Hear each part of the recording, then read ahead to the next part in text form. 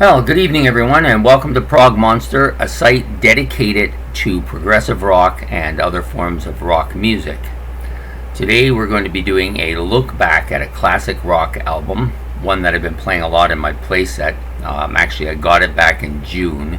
It's the first of this group I've ever listened to. I was put on to them by, a few other people on YouTube who suggested this would be a good album if you're into progressive rock. And I actually had heard of the band in my 20s. I remember searching for a different type of progressive rock music because I'd already listened to most of the stuff I like, so I wanted to get into something else, and this was one of the bands suggested. I never did, for some reason, pursue that until recently. I purchased this album along with another one by them, but decided to play this one first. So I put it in my playset, and I really love this album.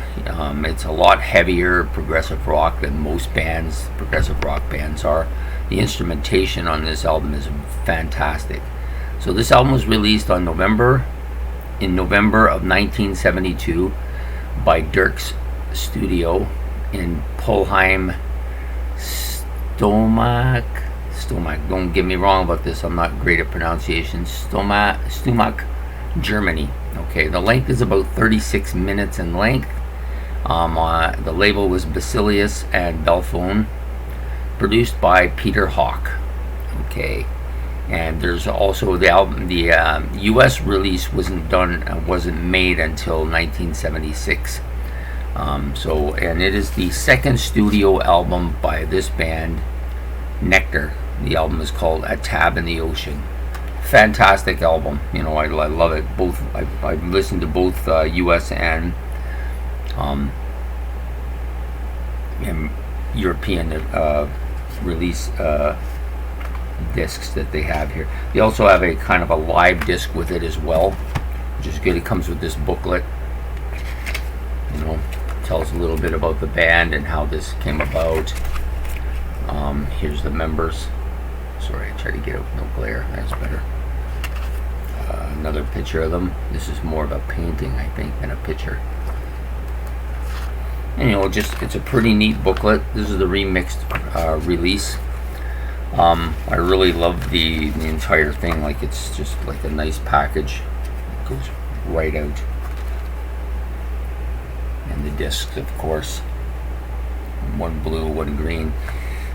So I've listened to this quite a bit over the last 6 months, I guess. It's been on my playlist for that long. Longest album on my playlist currently. Usually what happens when the album starts to fade on my playlist, or it goes down to a point where I'm not really listening to it much, I take it out and put another one in there. And this one is still right at the top, one of my 2 or 3 favorites that I'm listening to right now.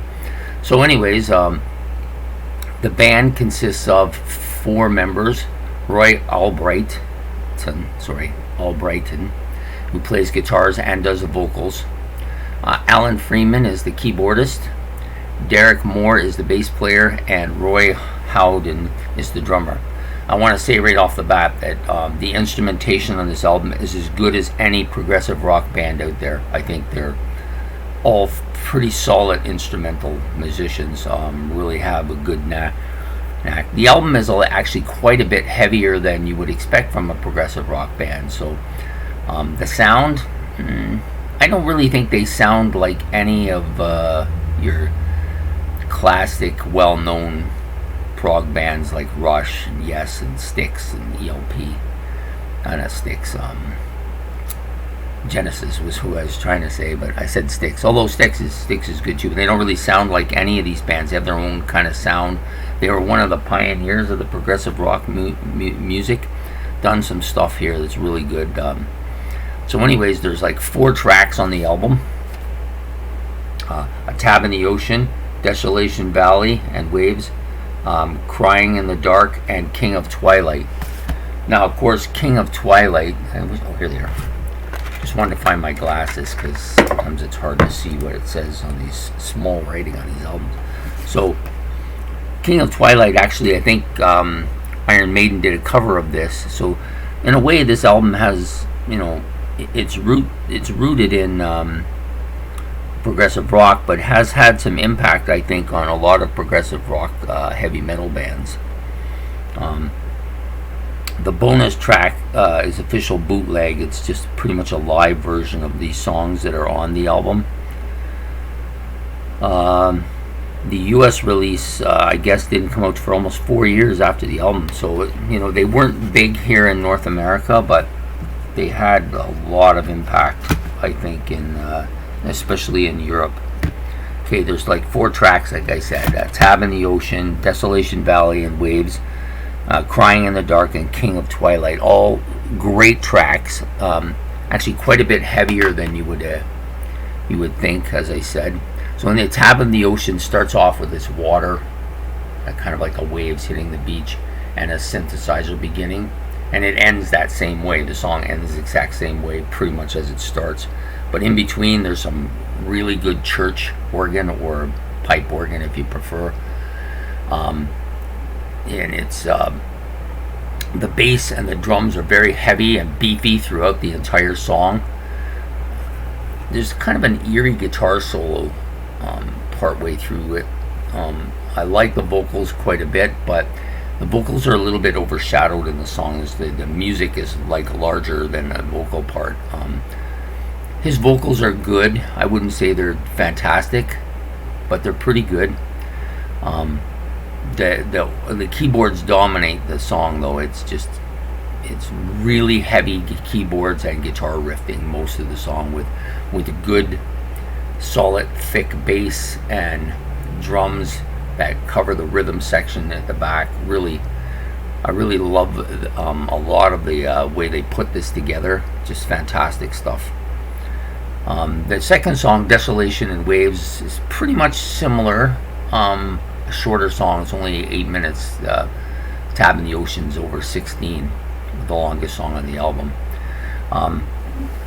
There's some good guitar riffs here. The vocals are clearer on this song, I think, than on the first one, and the bass and guitar are both distinct. The keyboards are heavy again. I'm just going to move this up a bit because I moved my seat up. Does a couple of really good guitar solos and keyboard solos on this that are like really standout-ish, I think. Makes the song just go along. Then we get to the songs get better as it goes along. I mean, I love these first two songs quite a bit. They're the ones that made the impact initially with me, but the other 2 songs have come on and I think might even be better songs. There's like a nice guitar bit at the beginning of Cry in the Dark. The bass and drums again are heavy. Keyboards heavy as well. I really like the background kind of guitar things that go on while the keyboard's playing too. I don't know what you would call that, but it's fantastic sounding. Okay, and so the last song on the album, which is the King of Twilight, has been covered by Iron Maiden, like I said. So it's a pretty heavy song. Pulsates right from the beginning. Really pulsating beat. It's kind of this like all the way through. I really like that part. It's almost something like you might hear in a like a thrash metal type thing, again, heavy keyboards, heavy guitar, some beefy guitar riffs, some catchy hooks on this particular song. Has a lot of that catchy stuff. So all in all, like I really like the album quite a bit. Like I said, I really listen to it quite a bit. And it doesn't seem to be wearing on me. Like usually by this time, after like 6 months, most albums would be like pretty much off my chart because I wore them out.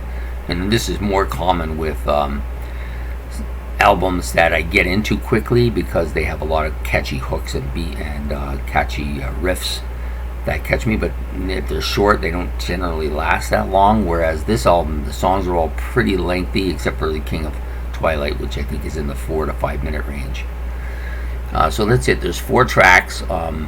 So if you were thinking about trying out a new kind of progressive rock, this is a good one. I see some kind of familiarity with Van der Graaf Generator 2 here, although I mean they don't really sound anything alike, but they're both fairly heavy groups, and this is one of them. And If you like hard rock or you like progressive rock, this is a good mix of both. So, and it has its soft parts too. There's some fine tuner stuff on it as well. So anyways, there you have it. Nektar's A Tab in the Ocean. Fantastic album. I hope you've enjoyed this video. If you have, put like in the like column at the bottom, and subscribe if you want me to do more of this kind of content.